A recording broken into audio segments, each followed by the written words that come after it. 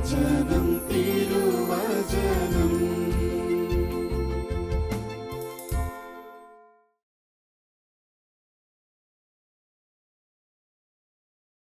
പ്രിയ സഹോദരരെ, നമുക്കിന്ന് വിശുദ്ധ യൗസേപ്പ് പിതാവിനെക്കുറിച്ച് ചിന്തിക്കാം. തിരുസഭയുടെ പാലകൻ, കുടുംബങ്ങളുടെ സംരക്ഷകൻ, കന്യകകളുടെ കാവൽക്കാരൻ, തൊഴിലാളികളുടെ മധ്യസ്ഥൻ, അപമാനിതരുടെ മധ്യസ്ഥൻ, നൽമരണത്തിൻ്റെ മധ്യസ്ഥൻ തുടങ്ങി എത്രയോ അപരനാമത്താലും ചെല്ലപ്പേരിനാലുമാണ് നമ്മുടെ പ്രിയപ്പെട്ട യൗസേപ്പ് പിതാവ് അറിയപ്പെടുന്നത്. അങ്ങനെ ജീവിതത്തിലെ സമസ്ത മേഖലകളിലുള്ളവരുടെയും മധ്യസ്ഥനാണ് വിശുദ്ധ യൗസേപ്പ്. വിശുദ്ധ യൗസേപ്പ് പിതാവിൻ്റെ വ്യക്തിത്വത്തെ നമുക്ക് 4 വാക്കുകളിൽ സംഗ്രഹിച്ചെടുക്കാനായിട്ട് സാധിക്കും. നീതി, സ്വപ്നം, മൗനം, ഭാഗ്യം. നീതി, സ്വപ്നം, മൗനം, ഭാഗ്യം. നീതിമാനായ ജോസഫ്. മാർക്കോസ് എഴുതിയ സുവിശേഷം 1-ാം അധ്യായം 19-ാം വാക്യത്തിൽ തൻ്റെ നിയുക്ത ഭാര്യ ഗർഭിണിയാണെന്ന് അറിഞ്ഞപ്പോൾ ഉണ്ടായ ജോസഫിൻ്റെ മനസ്ഥിതിയെക്കുറിച്ച് പറയുന്നു. അവളുടെ ഭർത്താവായ ജോസഫ് നീതിമാനാകയാൽ അവളെ അപമാനവിധേയാക്കാൻ ഇഷ്ടപ്പെട്ടില്ല. രഹസ്യത്തിൽ ഉപേക്ഷിക്കാൻ തീരുമാനിച്ചു.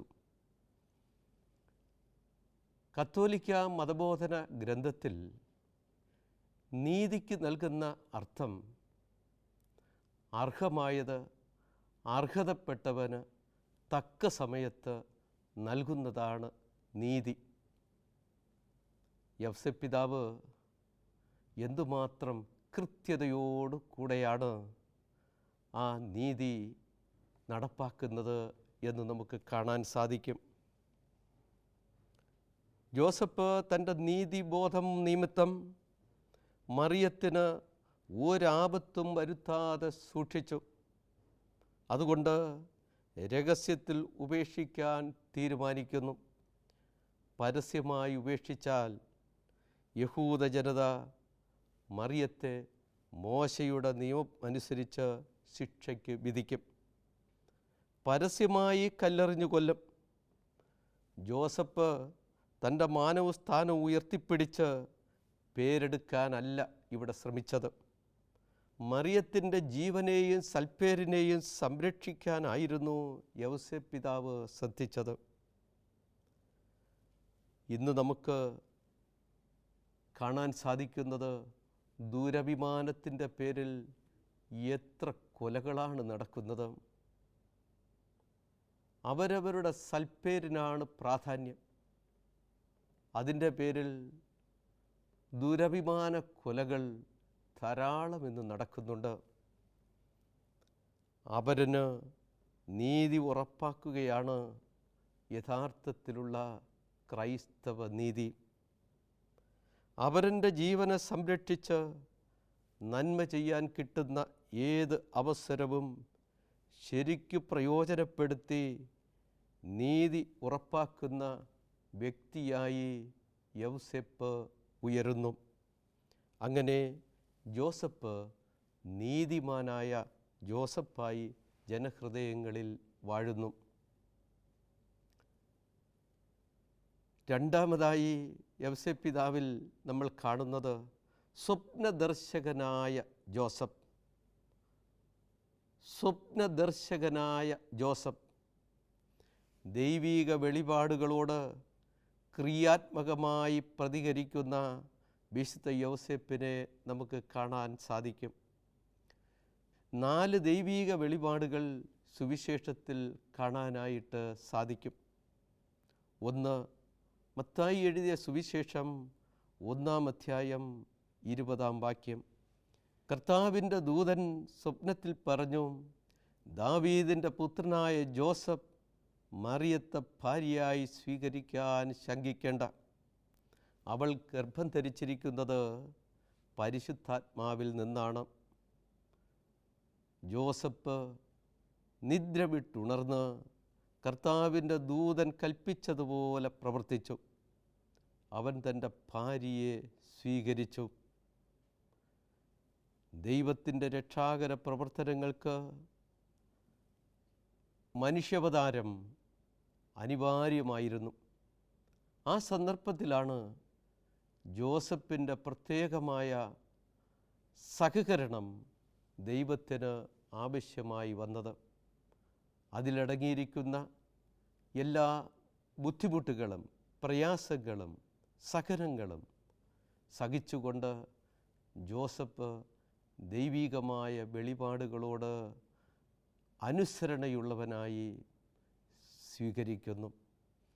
രണ്ടാമതായി നമ്മൾ കാണുന്ന സ്വപ്നം, ഹെറോദേസ് ശിശുവിനെ വധിക്കാൻ അന്വേഷണം തുടങ്ങുന്നതിന് മുമ്പ് ദൈവത്തിൻ്റെ ദൂതൻ സ്വപ്നത്തിൽ പ്രത്യക്ഷപ്പെട്ട് ജോസഫിനോട് പറയുന്നു.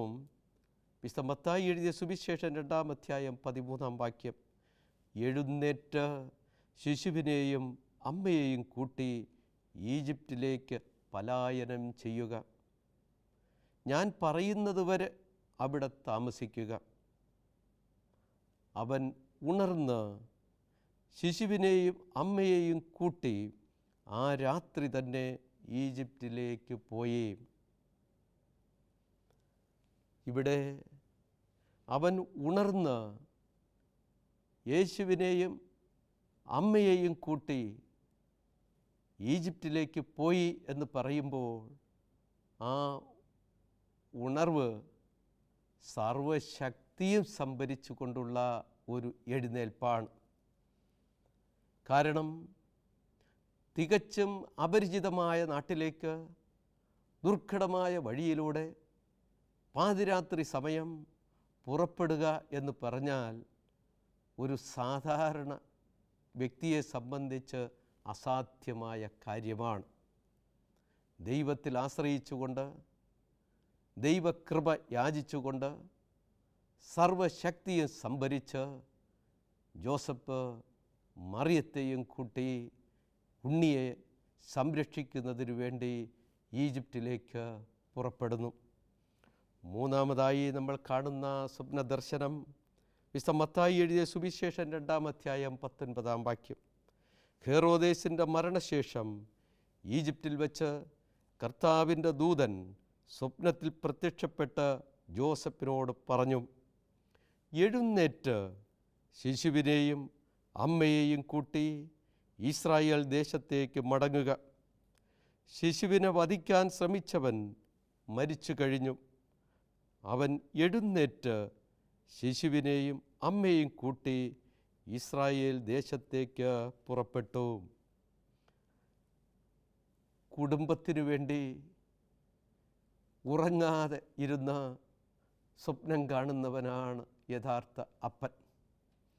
കുടുംബാംഗങ്ങൾ ഉറങ്ങുമ്പോഴും കുടുംബനാഥൻ ഉണർന്നിരിക്കും. കാരണം കുടുംബത്തെക്കുറിച്ചുള്ള ഉത്തരവാദിത്വ ബോധം അവന് ഉറക്കം നൽകുന്നില്ല. യൗസേപ്പിനെ സംബന്ധിച്ച് മറിയത്തെക്കുറിച്ചും മകനെക്കുറിച്ചുമുള്ള ചിന്ത എപ്പോഴും യൗസേപ്പ് പിതാവിലുണ്ടായിരുന്നു. അവരുടെ നന്മ, അവരുടെ സംരക്ഷണം, അവരുടെ ജീവിതം, അതുകൊണ്ട് തന്നെ അവർക്ക് വേണ്ടി എന്തും ചെയ്യാനും യൗസേപ്പ് സന്നദ്ധനായിരുന്നു. ദൈവികമായ വെളിപാടുകൾ കിട്ടുന്നതിനനുസരിച്ച് യൗസേപ്പ് ചടുലതയോടുകൂടെ ഓരോ കാര്യങ്ങളും ചെയ്യുന്നത് നമുക്കിവിടെ കാണാൻ സാധിക്കും. നാലാമത്തെ ദർശനമായി നമ്മൾ കാണുന്നത് വിശുദ്ധ മത്തായി എഴുതിയ സുവിശേഷം 2-ാം അധ്യായം 22-ാം വാക്യം, മകൻ അർക്കലാവോസ് ആണ് പിതാവായ ഹെറോദേസിൻ്റെ സ്ഥാനത്ത് യൂദയ ഭരിക്കുന്നതെന്ന് കേട്ടപ്പോൾ അവിടേക്ക് പോകാൻ ജോസഫിന് ഭയമായി. സ്വപ്നത്തിൽ ലഭിച്ച മുന്നറിയിപ്പ് അനുസരിച്ച് ഗലീലി പ്രദേശത്തേക്ക് പോയി. യോസേപ്പ് ദൈവീക വെളിപാടുകളോട് എന്തുമാത്രം ക്രിയാത്മകമായി സഹകരിക്കുന്നുവെന്ന് നമുക്കിതിലൂടെ കാണാൻ സാധിക്കും. ബുദ്ധിമുട്ടുകൾ നിരത്തി ഒഴിഞ്ഞു മാറുകയല്ല ഇവിടെ ചെയ്യുന്നത്. സ്വപ്ന സാക്ഷാത്കാരം ഉറപ്പാക്കുന്നതിന് വേണ്ടി തൻ്റെ ബുദ്ധിമുട്ടുകളും പ്രയാസങ്ങളും അദ്ദേഹം മറക്കുകയാണ്. അങ്ങനെയാണ് യോസേപ്പ് ദൈവത്തിൻ്റെ ആഗ്രഹത്തിനനുസരിച്ച് ഉയരുകയും ദൈവം തന്നിൽ നിന്ന് പ്രതീക്ഷിക്കുന്ന ആ ദൗത്യം നിറവേറ്റുന്നതിന് സദാ സന്നദ്ധനാവുകയും ചെയ്യുന്നത്. തീർച്ചയായും ജീവിതത്തെ മുന്നോട്ട് നയിക്കുന്നത് സ്വപ്നങ്ങളാണല്ലോ. പരിശുദ്ധ പിതാവ് ഫ്രാൻസിസ് മാർപ്പാപ്പ 2017 വിശുദ്ധ യോസേപ്പ് പിതാവിൻ്റെ തിരുനാൾ ദിവസം കുർബാന മധ്യേ ഇപ്രകാരം പറഞ്ഞു: ദൈവത്തിൻ്റെ സ്വപ്നത്തിൻ്റെ സംരക്ഷകൻ കൂടിയാണ് വിശുദ്ധ ജോസഫ്. ദൈവത്തിൻ്റെ സ്വപ്നം മനുഷ്യരക്ഷയാണല്ലോ. രക്ഷാകർമ്മത്തിൽ മനുഷ്യാവതാരം അനിവാര്യമാകുമ്പോൾ ഈശോയെ ദൈവത്തിൻ്റെ ഇഷ്ടത്തിനനുസരിച്ച് വളർത്തുക എത്രയോ ശ്രമകരമായ കാര്യമാണ്. അങ്ങനെ ജോസഫ് ദൈവത്തിൻ്റെ സ്വപ്ന സാക്ഷാത്കാരത്തിനു വേണ്ടി തന്നെ സമർപ്പിക്കുന്നു. വിശുദ്ധ യോസേപ്പ് പിതാവ് നമ്മോടും പറയുന്നത് നമ്മളും സ്വപ്നം കാണണം എന്നാണ്. ദൈവീക സ്വപ്നങ്ങൾ കാണാനുള്ള ശേഷിക്കായി നമ്മൾ പ്രാർത്ഥിക്കണമെന്നാണ്. നമ്മൾ സ്വപ്നം കാണുന്നത് നമ്മുടെ ഇഷ്ടങ്ങൾ നടക്കാനും നമ്മുടെ ഇഷ്ടത്തിനനുസരിച്ചുമല്ല സ്വപ്നം നമ്മൾ കാണേണ്ടതും അതിനനുസരിച്ച് നമ്മുടെ ജീവിതത്തെ ക്രമീകരിക്കേണ്ടതും. ദൈവത്തിൻ്റെ ഇഷ്ടങ്ങൾ നമ്മുടെ ജീവിതത്തിൽ സാക്ഷാത്കരിക്കേണ്ട ആ ശേഷിക്കായി കൃപയ്ക്കായി നമ്മൾ ആഗ്രഹിക്കുകയും സ്വപ്നം കാണുകയും ചെയ്യണം. നല്ല സ്വപ്നങ്ങൾ കാണുമ്പോൾ ദൈവത്തിന് നമ്മെക്കുറിച്ചുള്ള സ്വപ്നത്തിൻ്റെ അടുത്തെത്തുകയാണ്. നമ്മൾ അത്തരത്തിലുള്ള സ്വപ്നങ്ങൾ കാണുമ്പോൾ ദൈവത്തിന് നമ്മെക്കുറിച്ചുള്ള സ്വപ്നത്തിൻ്റെ അടുത്തേക്ക് നമ്മൾ എത്തുന്നു. മൂന്നാമതായി യോസേപ്പ് പിതാവിൽ നമ്മൾ കാണുന്നത് മൗനം. മൗനിയായ ജോസഫ്. വിശുദ്ധ ലൂക്കാ എഴുതിയ സുവിശേഷം 2-ാം അധ്യായം 48-ാം വാക്യം: നീ ഞങ്ങളോട് ഇങ്ങനെ ചെയ്തതെന്ത്? നിൻ്റെ പിതാവും ഞാനും ഉത്കണ്ഠയോടുകൂടെ നിന്നെ അന്വേഷിക്കുകയായിരുന്നു. ആ വാചകത്തിൽ എല്ലാം അടങ്ങിയിട്ടുണ്ട്. ഭർത്താവിൻ്റെ മനസ്ഥിതി ഏറ്റവും കൂടുതൽ അറിയാവുന്നത് ഭാര്യയ്ക്കാണ്. യോസേപ്പ് ഇവിടെ മൗനം അവലംബിക്കുന്നു. 1000 നാവുള്ള മൗനം. മകനോട് കോപത്തിൽ 2 വാക്ക് പറയാൻ കിട്ടുന്ന അവസരമാണിത്. പക്ഷേ വിവേകിയും പക്വതയുമായ ജോസഫ് ആ സമയം മൗനം അവലംബിക്കുന്നു. ബൈബിളിലെ ചെറിയൊരു കഥാപാത്രമല്ല വിശുദ്ധ ജോസഫ്. ദൈവകുമാരൻ്റെ വളർത്തുപിതാവായി ദൈവം തിരഞ്ഞെടുത്ത് ഫലമേൽപ്പിച്ചവനാണ്. അതുകൊണ്ട് തന്നെ അധികാര അവകാശങ്ങൾ ജോസഫ് പിതാവിൽ നിക്ഷിപ്തമായിരുന്നപ്പോഴും വിനയത്തോടുകൂടെ എളിമയോടുകൂടെ ബൈബിളിൽ നിശബ്ദനായി നടന്നു പോകുന്ന ഒരു വ്യക്തിയായി ജോസഫ് ഉയരുന്നു. ബൈബിളിൽ ഒരു വാക്കുപോലും ഉരിയാടാതെ ജീവിച്ച വ്യക്തിത്വത്തിൻ്റെ ഉടമയാണ് വിശുദ്ധ ജോസഫ് പിതാവ്. ദേഷ്യത്തിനോ സങ്കടത്തിനോ അടിമയായി പോകുന്ന ഒരു നിമിഷം മതി വാക്കുകൾ അതിർത്തി വിട്ട് വേലി തകർത്ത് പുറത്തേക്ക് ചാടാൻ. അതാണല്ലോ പ്രഭാഷകന്മാരുടെ പുസ്തകം 28-ാം അധ്യായം 25-ാം വാക്യത്തിൽ പറയുന്നത്. വാക്കുകൾ അളന്ന് തൂക്കി ഉപയോഗിക്കണം. വായ്ക്ക് ഒരു വാതിലും പൂട്ടും നിർമ്മിക്കണം എന്ന്. യോസഫ് ഒരു പടി കൂടെ കടന്ന് മൗനത്തിൻ്റെ കരുത്തുള്ള താഴിട്ടു തന്നെ പൂട്ടി സൂക്ഷിക്കുകയാണ്. വികാരത്തെ വിചാരം കൊണ്ട് നിയന്ത്രിക്കാനുള്ള പക്വത യോസഫ് സ്വയം ആർജിച്ചെടുക്കുന്നു. അങ്ങനെ യോസഫ് മൗനിയായി ജീവിക്കുന്നു. അതേസമയം പ്രവർത്തനങ്ങളുടെ ഒരു വ്യക്തിയായി യോസഫ് ഉയരുന്നു. സിവിൽ നിയമങ്ങൾ പാലിച്ച് വിശുദ്ധ യോസഫ് സീസറിൻ്റെ കൽപ്പനയനുസരിച്ച് പേരെഴുതിക്കാൻ ബത്ലഹേമിൽ ഗർഭിണിയായ മറിയത്തെയും കൊണ്ട് ദീർഘയാത്ര നടത്തുന്നു. മതത്തിൻ്റെ നിയമങ്ങൾ പാലിക്കാൻ ജെറുസലേം ദേവാലയത്തിലേക്ക് ആരാധനയ്ക്കായി വർഷം തോറും കുടുംബമൊന്നാകെ യാത്ര നടത്തുന്നു. അതിന് നേതൃത്വം കൊടുക്കുന്നത് ജോസഫായിരുന്നു.